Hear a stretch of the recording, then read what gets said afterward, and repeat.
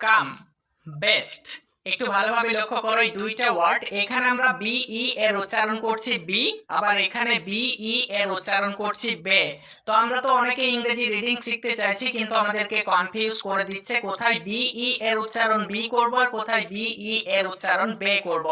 সেই জন্য আজকে তোমাদেরকে চারটে নিয়ম শেখাবো, যে চারটে নিয়মের মাধ্যমে তোমরা শিখে যেতে পারবে কোথায় বি ই এর উচ্চারণ বি করতে হবে আর কোথায় বি ই এর উচ্চারণ বে করতে হবে। তোমরা এই চারটে নিয়মের মাধ্যমে হাজার হাজার শব্দকে ইংরেজিতে রিডিং করতে পারবে। তো আজকে আমাদের 12 নাম্বার ক্লাস, যদি আগের ক্লাসগুলো না করে থাকো অবশ্যই করে নেবে, লিংকটা ডেসক্রিপশন বক্সে দেওয়া থাকবে। উদাহরণ দেখো, বি কাম, এটা আমরা দুই ঝকে উচ্চারণ করি, এটা হচ্ছে দুই সিলেবল বিশিষ্ট একটা ওয়ার্ড। বি কাম মানে হয়ে ওঠা। বিসাইড, এটাও একটা দুই সিলেবল বিশিষ্ট ওয়ার্ড। বিসাইড এর অর্থ হচ্ছে পাশে। বি ফর, দুই ঝকে উচ্চারণ করছি, বি ফর মানে আগে। বি লিভ, এটাও দুই ঝকে উচ্চারণ করছি, বি লিভ মানে বিশ্বাস করা। বি জ্ঞান মানে আরম্ভ করা, এটাও দুই ঝকে উচ্চারণ হচ্ছে। বি লং, এটাও দুই ঝকে উচ্চারণ হচ্ছে, বি লং মানে অন্তর্গত। এবার তোমরা একটু লক্ষ্য করো আমরা বি ই এর উচ্চারণ কোথায় বে করছি।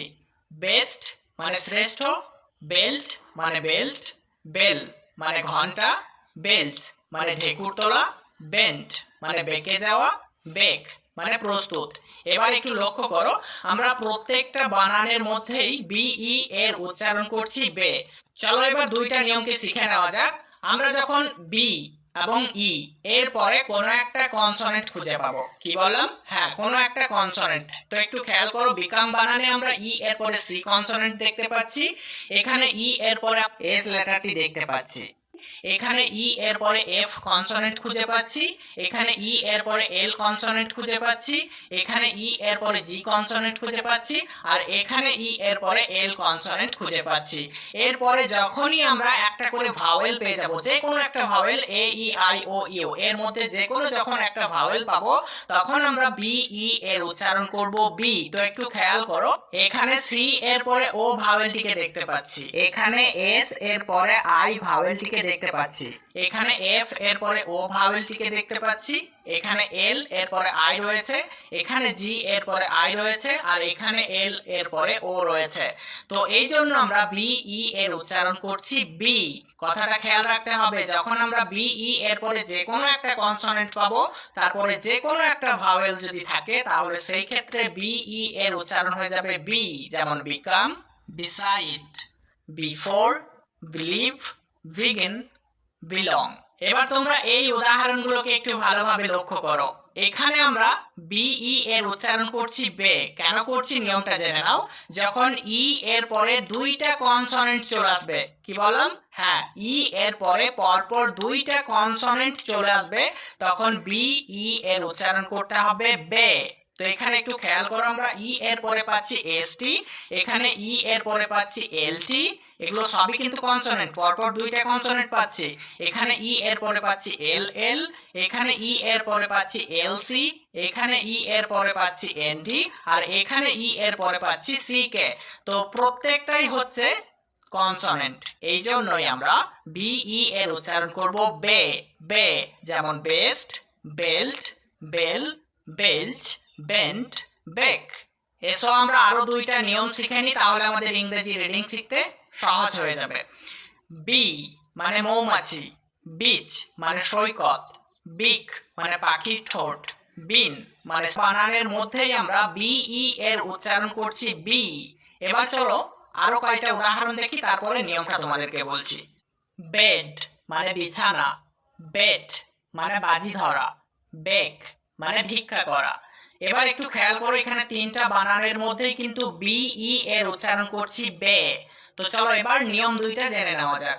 যখন আমরা ই এর পরে কোনো একটি ভাওয়েল পাই, হ্যাঁ নিয়মটা ভালোভাবে জেনে নাও, ই এর পরে যে কোনো একটা যদি ভাওয়েল পেয়ে যায়, তাহলে আমরা বি ই এর উচ্চারণ করব বি। উদাহরণগুলো লক্ষ্য করো, এখানে আমরা ই এর পরে আবারও ই ভাওয়েলটিকেই খুঁজে পাচ্ছি, সেই জন্য আমরা বি ই এর উচ্চারণ করে ফেলছি বি। ঠিক তেমনি করে দেখো, এখানেও আমরা ই এর পরে এ ভাওয়েলটিকে খুঁজে পাচ্ছি, সেই জন্য এখানেও আমরা বি ই এর উচ্চারণ করে ফেলছি বি। এখানেও দেখো ই এর পরে এ লেটারটি খুঁজে পাচ্ছি, এই জন্য বি ই এর উচ্চারণ করছি বি। এখানেও আমরা ই এর পরে এ লেটারটি খুঁজে পাচ্ছি, সেই জন্য এখানেও আমরা বি ই এর উচ্চারণ করছি বি। এখানে দেখো ই এর পরে আবারও একটা ই ভাওয়েল পাচ্ছি, সেই জন্য এখানে বি ই এর উচ্চারণ করছি বি। তাহলে নিয়মটা অবশ্যই তোমাদের মাথায় থাকবে, যদি আমরা ই এর পরে যে কোনো একটি ভাওয়েল পেয়ে যাই তাহলে আমরা বি ই এর উচ্চারণ করব বি। এবার চলো আমরা এই উদাহরণগুলো একটু ফলো করি। বেড, এই বানানে দেখো বি ই এর উচ্চারণ করছি বে। কেন হচ্ছে নিয়মটা শিখে নাও। যদি দুইটা কনসোনেন্টের মাঝে ই থাকে তাহলে সেই বি ই এর উচ্চারণ করতে হবে বে। তো একটু খেয়াল করো, এখানে বি একটা কনসোনেন্ট, ডি একটা কনসোনেন্ট, মাঝে রয়েছে ই। এখানেও দেখো বি একটা কনসোনেন্ট, টি একটা কনসোনেন্ট, মাঝে রয়েছে ই।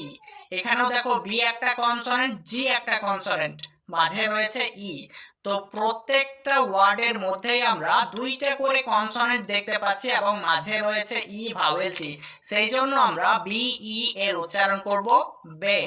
বে, বেড মানে বিছানা, বেড মানে বাজি ধরা, আর বেক মানে ভিক্ষা করা। তো আশা করি এই চারটে নিয়ম দিয়ে তোমরা হাজার হাজার ওয়ার্ডকে উচ্চারণ করতে পারবে।